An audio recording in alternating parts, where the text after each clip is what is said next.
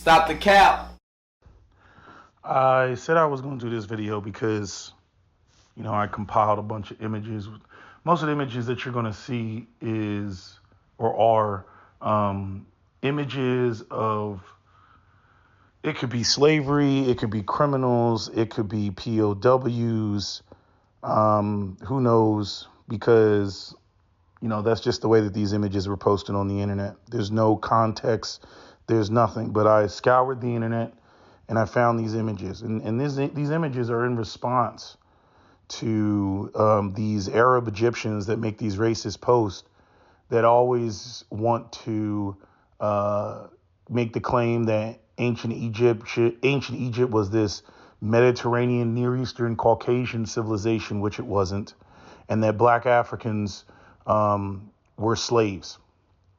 And they run with that narrative. They'll use statues, many of which are fake, but they'll use statues from the Hellenistic period, which show obviously that's the Greco-Roman period, and then they'll make the claim that that these are what the modern day Egyptians look like. And this is again, ancient Egypt is like a 5,000-year-old civilization supposedly. Some people think it's older than that. You got the ancient Egyptians that talked about Ta Seti, which is, some people have hypothesized 36,000 years, before. But in any event, the Arab Egyptians, they like to, throw these images up. They're just racist images. It just reinforces how much the Egyptian Arabs, identify with white supremacy. And then you have the aspect of being Muslim or Islam, and Islam and the Arabs and the Christians basically see themselves as the right and left arm of the system of white supremacy. I would put Arabs in more of the Caucasian box than any other box, and I'm talking about the Arabs of the Levant. Because actually the original Arabs, the original, I don't know what the term is, Arabiya or whatever. The original Arabs, the Arab culture actually comes from Yemen. That's where the actual real Arabs are. And those Arabs they look black. And I have plenty of images of them as well. I've posted them on the community tab. The original Arab culture was a black culture, and the Turkic people adopted it. They later adopted it, and then you had obviously Islam and all that. But a lot of these people don't even know their own history. Modern humans are 300,000 years old. That's a long time. And the first modern humans were Africans. And Africans left Africa about 100,000 years ago.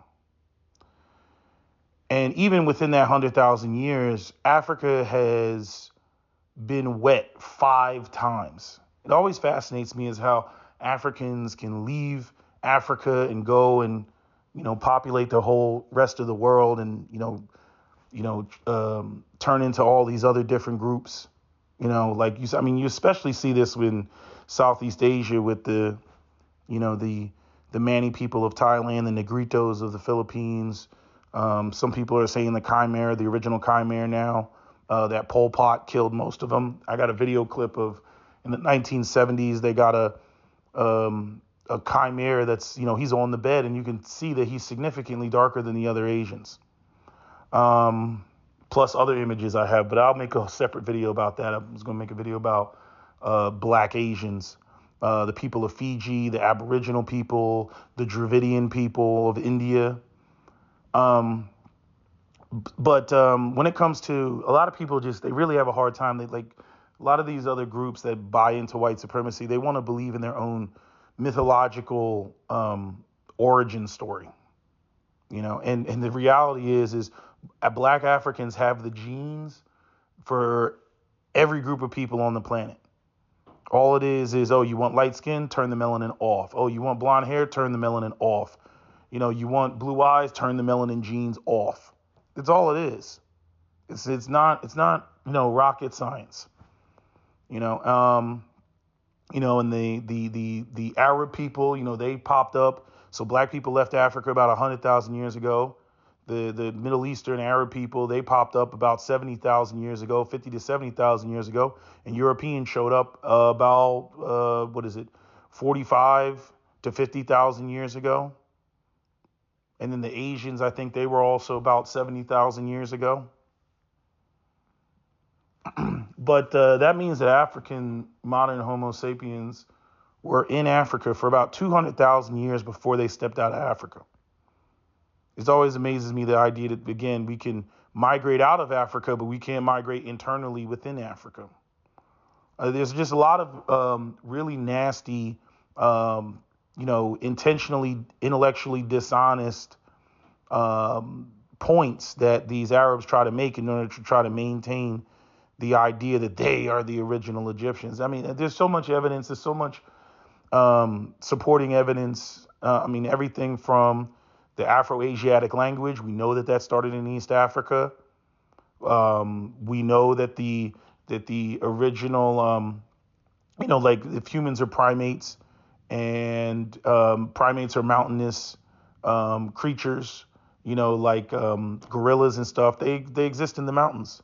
And the Nile region started in the mountainous region, Mountain of the Moon. It's right on the border of the Congo and I think it's the Congo and Uganda. And, if you want to go and you see gorillas, you go into that region, right? They talk about, human beings come from primates. Well, that's where we came from. Then you have the aspect of the Nile River, which flows north.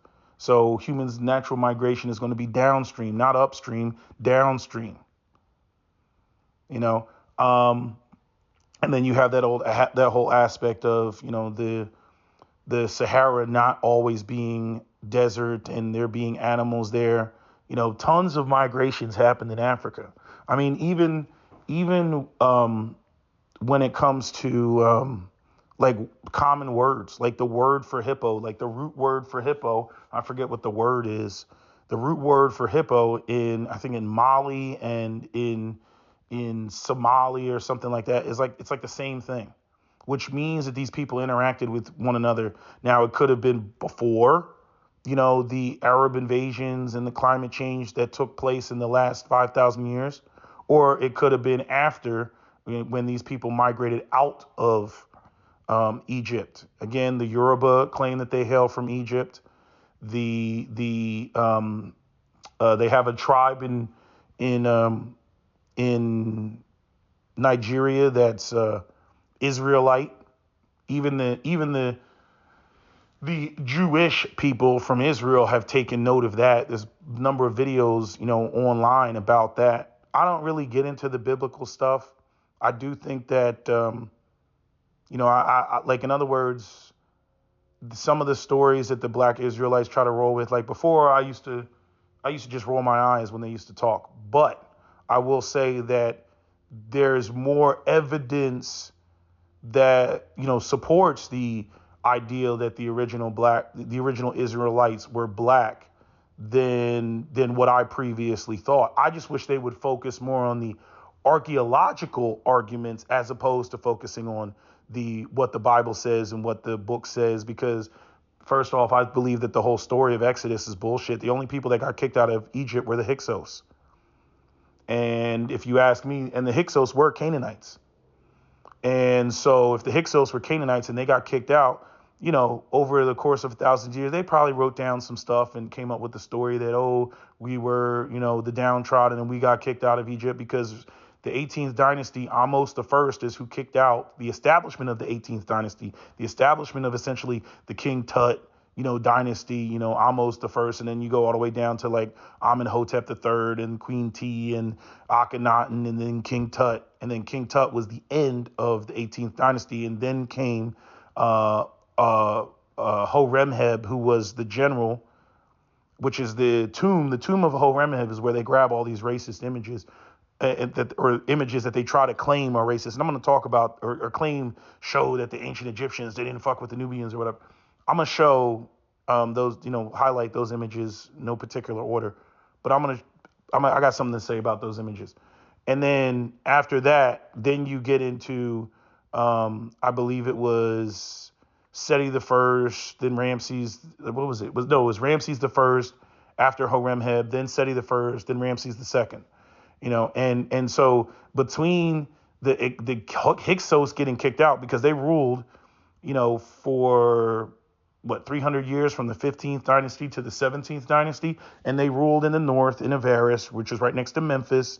And again, when the Black Egypt pharaohs, retreated, they retreated south. They retreated to Thebes. Even when you look at Saint Maurice and how the Europeans depicted Saint Maurice, they depicted him as a black man, not as an Arab man, not as some racially ambiguous man. They depicted him as a black man. But what was I about to say about the Hyksos? Yeah, the whole story of those are the only people that got kicked out of Egypt. So, and there's a 275 year, something like that, gap between the Hyksos being kicked out and Ramses II. The reason why Ramses II's name is so popular is because, he had foot all up in the Near Easterners' ass in the Battle of Kadesh and the Battle of Darfur. He went all the way into Turkey.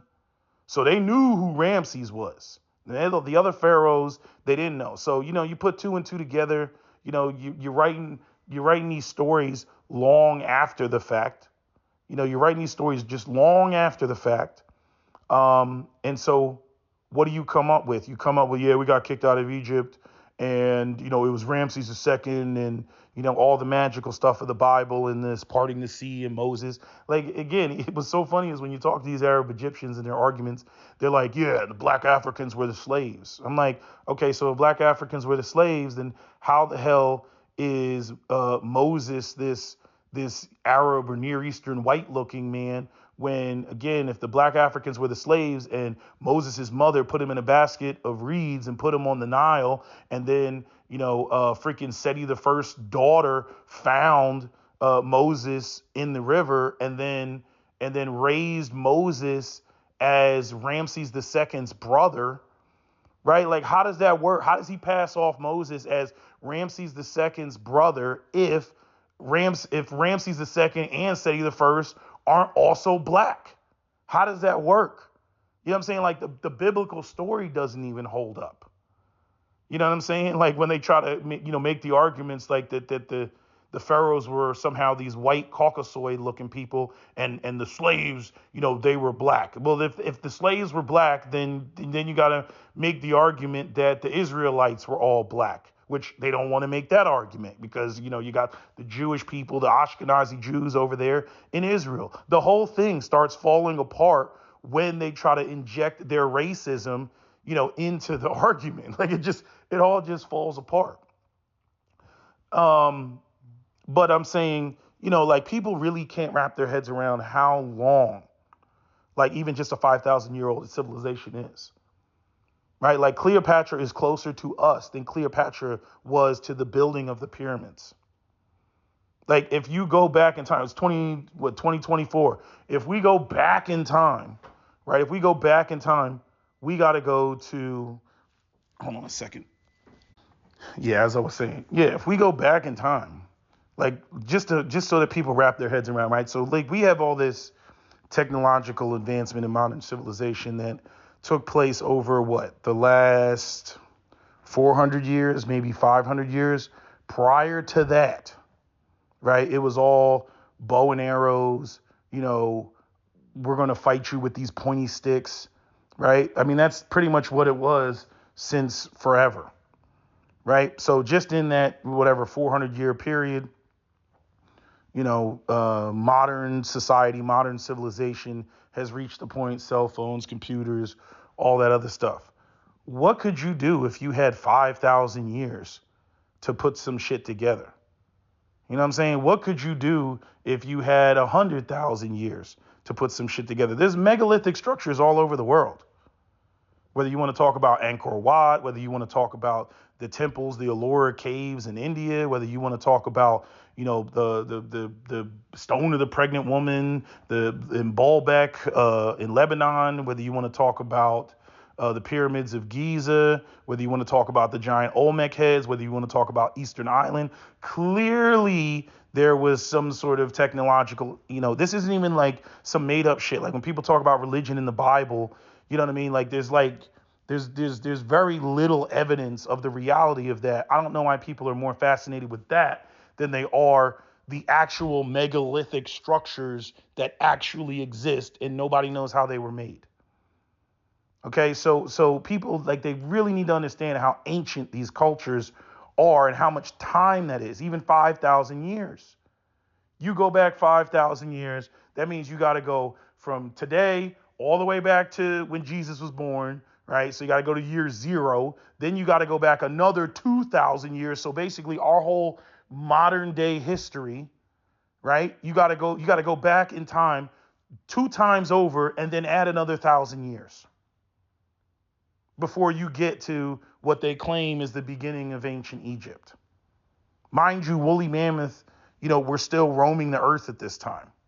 Saber-toothed tiger, I think, put in another, I think maybe like 4,000 years on top of that. I think there was saber-toothed tiger. The megafauna. If you go back, what would that be? 11,000 years, something like that. Don't quote me on that. You got to go back to the the younger Dryas period and whatnot.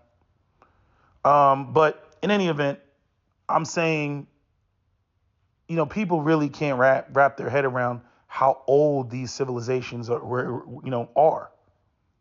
Again, Europeans didn't show up until 45,000 years ago. Arabs didn't show up until 70,000 years ago. But it's just this is the damage. This is why you got all these white Egyptologists, basically blatantly saying, like, no, it was a black African civilization. They're trying to correct the damage that they did with these white supremacist narratives in order to try to sustain and maintain white supremacy with the idea that black people are in inferior, peoples. You can't maintain white supremacy or Arab supremacy with the idea that you have black Africans that had an advanced, civilization. It can't be done. So now they're trying to do damage control, and because the ancient Egyptian, because right now the Arabs are there, and since ancient Egypt is the tourism is a multi-billion, like that would just be, it would be devastating. It's like, who are you to sit here and tell us about what civilization this is, or tell us anything about the civilization when you're not the original keepers of the culture? Who are you to tell us? And so, that's why Zahi Hawass plays the games that he plays. You know what I'm saying? Like, let's just do DNA tests on all the mummies from all different various, periods. The oldest mummies to the newest, Greco-Roman mummies. We already know what we're going to find during that period. Like, they kill me with that.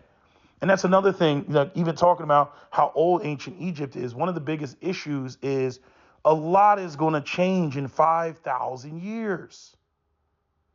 Again, I look at North America, it's like, to say that North America was this Caucasian civilization, and always has been, because you go and you find some Italian bones. It was Italian nation because I find some Italian American bones in Brooklyn, New York. Of course, I'm going to find that.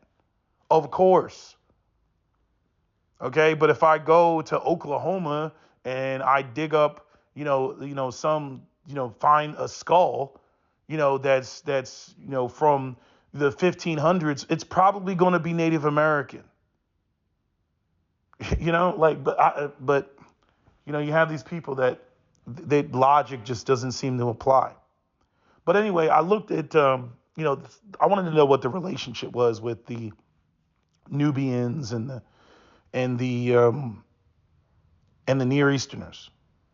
I wanted to know, like, how they interacted with one another. And basically, ancient Egypt was a kingdom, and the kingdoms have to maintain their domain, their outreach.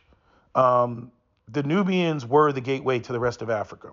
And you see this with the processions and then bringing and paying homage and whatnot. But what people seem to can't wrap their heads around is that the cultural continuity lies with the South, whether it's Ta Seti or Mountain of the Moon, or going to the Nubians for reinforcements, for their archers, right? The stick fighting that you see, not only in sub-Saharan Africa, but you also see in the Egyptian depictions.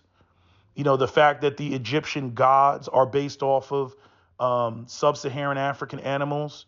Amet, which is a crocodile, part hippo, part lion. Come on, man. You how are you gonna have Near Easterners and Europeans come up with animals that aren't even indigenous to their regions? Tuaret, which is the fertility hippo, a god, which, again, where are hippos indigenous to? And if you look at the ancient ranges of these animals, you know what I'm saying? It's all, sub-Saharan Africa. Although there were hippos in the Nile Valley, at one point in time, but, they went extinct. At least, they just went extinct. I don't know why, but those hippos are no longer there. So, you talk about the headrest, the hairstyles. I mean, you can see it. I don't know where these Arab Egyptians go and they see like the statue of, Senusret II and then go, oh, that's me. And then the funny thing is even when you get into the more Caucasian looking pharaohs, right? Why do Europeans choose East African women as models? Because they have Eurocentric features. So why is it that this idea, this concept of all black people must look like Niger Congo, like the phenotype? They all must look like Idi Amin, even though there were some that look like Idi Amin, like Huni. You look at Huni, and you look at Idi Amin, it's like, yeah, okay, I can see it. The whole facial structure is just different. But did people mix? Was there type of mixing interactions? Yeah, sure. You got to look at ancient Egypt as like the ancient New York City. People are going to come there. They're going to work. You know what I mean? They're going to live there. They're going to stay there. They're going to intermarry. Like even some of the statues, and I know sisters ain't going to like this because most of the statues depict darker men with lighter women. Some of these statues, there were dark men with dark women, but I'm saying there's also which from my research basically was, okay, if you're going to go in and you're going to, conquer Kadesh, or you're going to go in and you're going to, demolish the Hittite capital, and you're going to go and you're fighting these people and you want to bring them into your dominion. What do royal people tend to do? It doesn't have to be the direct royal family. Just when it comes to, maintaining like the nobility, you get people to intermarry.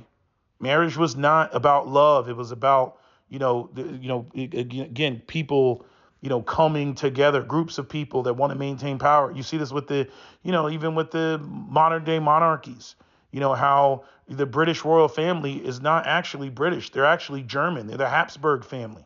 Go look that up. You see? And there were plenty of, the British marrying the French nobility and whatnot, trying to keep it all. Most of the royal families of Europe are related. And the same thing took place in ancient Egypt to try to keep it within the bloodline. So much so that, again, the Tut family, the demise of the 19th dynasty was because King Tut couldn't have kids because he was so damn inbred. The whole Tut family, the whole Tut dynasty is inbred. Tut was banging his half sister. And so they had two stillborns. And that's why Horemheb, the general, the military general, who was already old, that's why he took, he basically finished out the 18th dynasty and then passed the ball to one of his, I don't know if he was a general or a lieutenant, Ramses the First. These dynasty changes are not, they're totally different people. It's a totally different bloodline. You see? And then they got the evidence of the guy who's African American and he's related to Ramses the Third. How do you get that if these people aren't black? If there wasn't a migration out of Egypt when, again, you had the aspect of climate change and you had the aspect of foreign invaders coming into the region. Egypt has been molested over the last 5,000 years. It was the Hyksos. Then you had the Assyrians. Then you had the Persians. Then you had the Mamluks. Then you had the Ottomans. Then you had, the British. You had the French. Then you had, the Arabs, the Arab Muslims that came in there. So yes, it's going to change the demographics.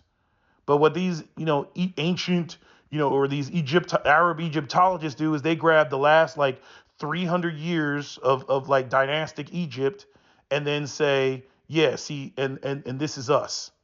I'm like, of course it's going to look like you if that's as far back as you want to go. Of course. Like, that's not rocket science. You know what I'm saying? But the relationship was, and then there's another thing, even with the relationship, like, marrying into Nubians, marrying into, Near Easterners to try to maintain the peace, because there were times of turmoil where, they lost their borderlands, the ancient Egyptians. But the cultural connection, the cultural bond was with the South. It was with the Nubians. The ancient Egyptians never forgot where their roots came from. But the watering down that you see with the ancient Egyptians, was a result of, these interactions with these other people coming in, living in the region, them recognizing many of these other groups. And at times of war, many of these murals that you see were propaganda. The Nubians would be depicted positively when there was a time of peace. They would be depicted negatively when there was a time of war. It just depended on the time period. It's just like today. Today, we look at Japan as an ally. But during World War II, go look at the anti-Japanese propaganda with the big ass teeth and having them depicted as bats and demons and shit like that. Go look at that World War II propaganda. Now 1,000 years from now, if they found, a World War II propaganda in America, and they would be like, America and Japan were mortal enemies, and they've always been mortal enemies. It's not true. They were mortal enemies during World War II, but now today, you can go to Japan and, konnichiwa, like all that shit. And, oh, we like American stuff. Oh, we like American culture. We like this. We like that. Oh, we like, Dragon Ball Z. And, again, the cross-cultural, bonds and whatnot. And that's what happened in ancient Egypt. But, when it comes to the intellectual dishonesty of these racist Egyptian Arabs, they always want to show you the black Africans in bondage, the Nubians in bondage, the black people further south. I don't even know if they're Nubians. We'll just go with the idea that they are Nubians, right? But when it comes to the Near Easterners, they don't show you those pictures. They don't show you that. And again, the Greco-Roman people, they adopted that. They tried to maintain what the Egyptians were doing with the two fronts that they were essentially, in conflict with. And it just depended on, the time period. How is it always going to be a position of conflict, right, with the Nubians, but then when you need reinforcements, you go to the Nubians? It's kind of like what you see with, I'd argue, the Chechens, and Dagestan and the Russians, where you had the Russians going and getting these people at their southern border to go in to fight in Ukraine. Very weird dynamic. I'm like, I thought you were fighting them, right? Very weird dynamic. It was probably most likely something like that. But it's intellectually dishonest, like, to sit there and be like, oh, the ancient Egyptians, they were different people and they saw themselves as completely different and they were phenotypically different. No, over time they became that, but that's not what they originally were. And what was I about to say? There was something about to say about the the Near Easterners, like the Greco-Roman, and you can see it, like you can see the difference, like with the sandals, with the Nubians at the bottom and the Near Easterners at the bottom, or King Tut with he's in the shape of like some sort of cat, and he's got one paw on a Nubian and one paw on a Near Easterner. And then you get the ancient Egypt, the modern Egyptians that want to say, see, yeah, we're a distinct and unique people. No, you're not. There's no such thing. There's no such thing. The fact of the matter is the civilization started out as a black African civilization. All the indicators are there: the hairstyles, the collars, the cultural continuity, the religious aspects, the language, and then again being at the corner of Africa, because that's another reason. The ancient Egyptians fought, the people, they called them people from the sea. They fought the Libyans. Okay. They were fighting multiple people, but to sit there and think that this civilization is not going to change phenotypically over the course of 5,000 years is nonsense. If America lasted 5,000 years, America is not going to look like the demographics, the racial demographics of America right now would not look the way that they look right now, 5,000 years from now. Okay, you got white guys getting with Asian girls. You got, black guys getting with white women, and white people getting with Hispanic people. Like, you got all this shit going on. Okay, you see it. If anything, hell, add another 100 years, and America might look something more like Brazil. Because when we look at Brazilians, when we look at the Pardo population, we don't see black and we don't see white. We just see dark-skinned people that have phenotypes that we don't identify as African. Right? We say, okay, this person, they have so many categories, same thing in the Caribbean. They have so many categories of, from black all the way to white. It's not even funny. But what you see in ancient Egypt, or what you see in modern day Egypt, the people who live in Cairo, they do not look like the people who live in Thebes or Luxor. They do not look like the people who live in Aswan, most certainly not. The further south you go, the darker it gets. And you see the respect that ancient Egyptians gave that diversity. You see it. With the exception of times that they had conflict and that they had war, depending on who they had the most problem with at the time. Hell, America already had a civil war. Does that mean that white Northerners and white Southerners were different races of people because they had beef? No, it doesn't mean that. But yet, when it comes to these Egyptian arguments, that's exactly what the Arab Egyptians tried to do. And I'm like, you came over in the 7th century. You came over with the spread of Islam. And you swept across the region with Islam, and you went all the way into Spain with Islam.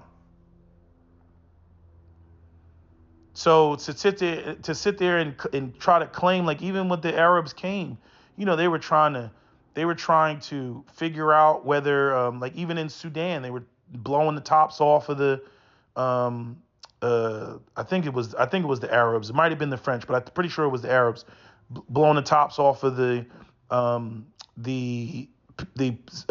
Sudanese pyramids, and I think it's Moreau, and they blew the tops off because they thought it was they contained gold or something like that.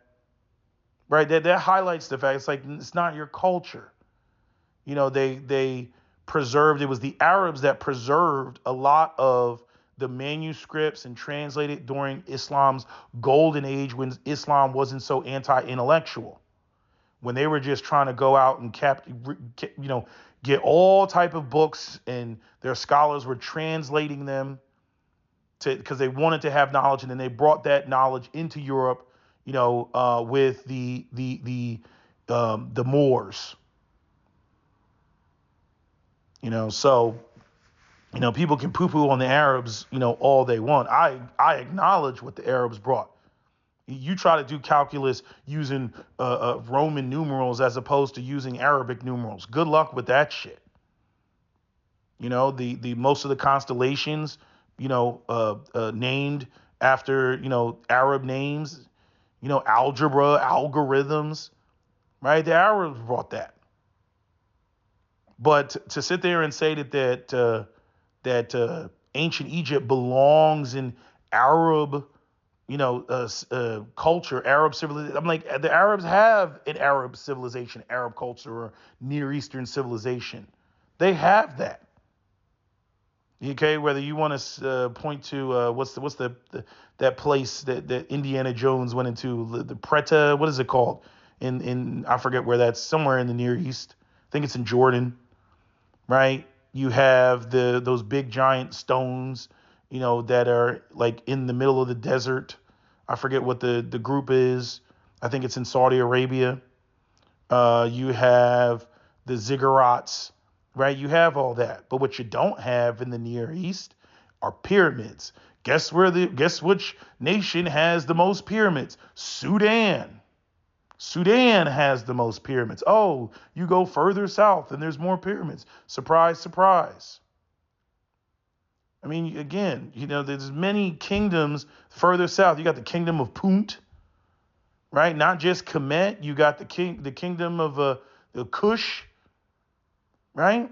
I mean, I don't even know why we have to argue this. You know what I mean? If ancient Egypt wasn't black, then you wouldn't need to hide all of the black ass statues and black ass images that literally look like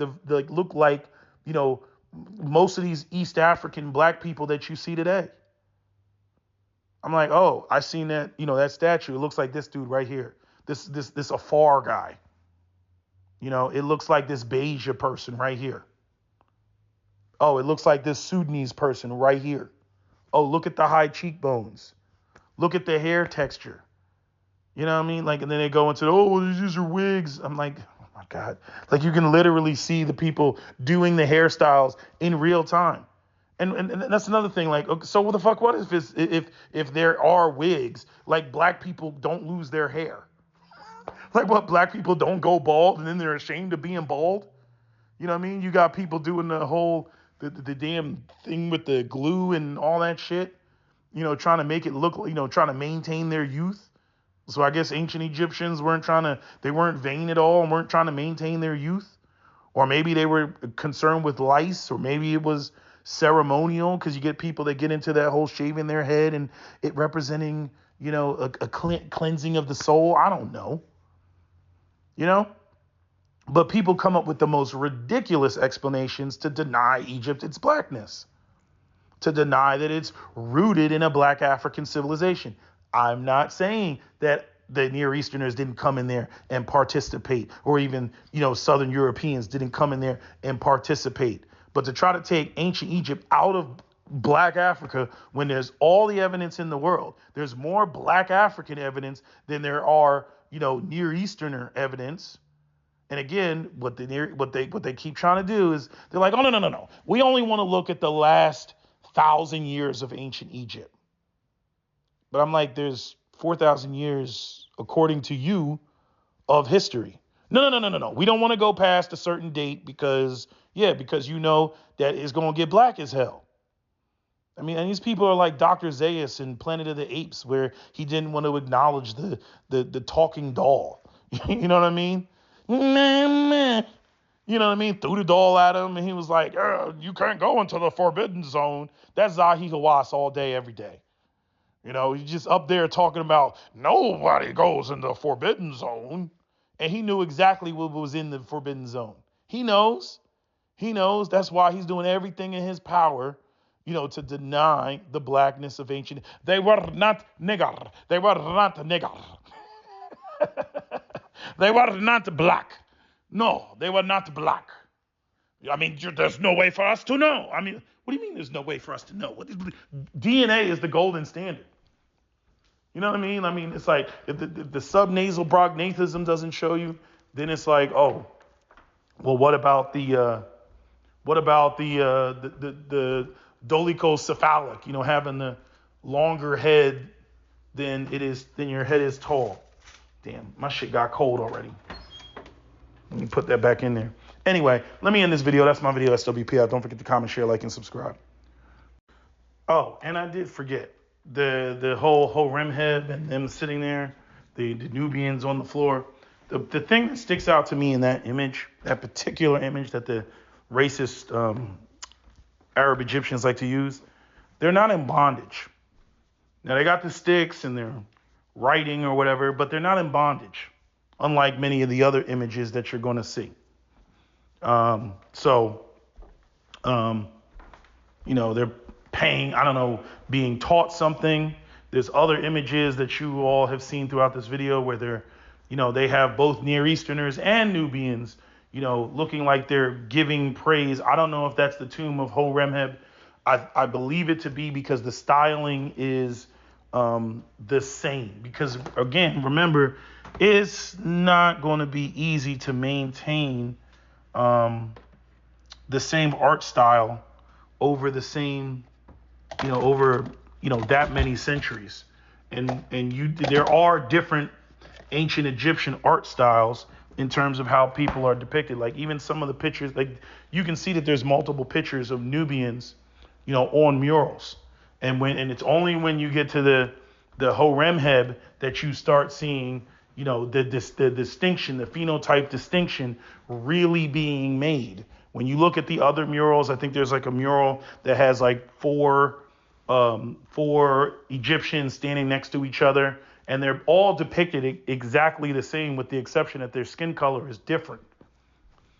But when you get to the tomb of Horemheb, then you start to see the difference. And again, this was a time of war because Horemheb, he had to correct what Akhenaten messed up, because Akhenaten was the heretic king, which was King Tut's father. And Akhenaten, he was the one that brought in monotheism, and he was the one that brought in, got rid of, created the city of Amarna, I think it was called, and brought in all the, his idea of religion and got rid of all the old gods. And that upset a lot of people. And so that created division in the society. And so when Horemheb got in there, he put all the shit back, and then he brought, the borderlands back underneath the control of the ancient Egyptians.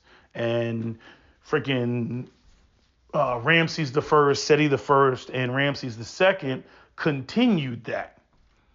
And that's where you get, why Ramses II is such a known pharaoh, because he went into the Near East and he took it all the way to the Hittites.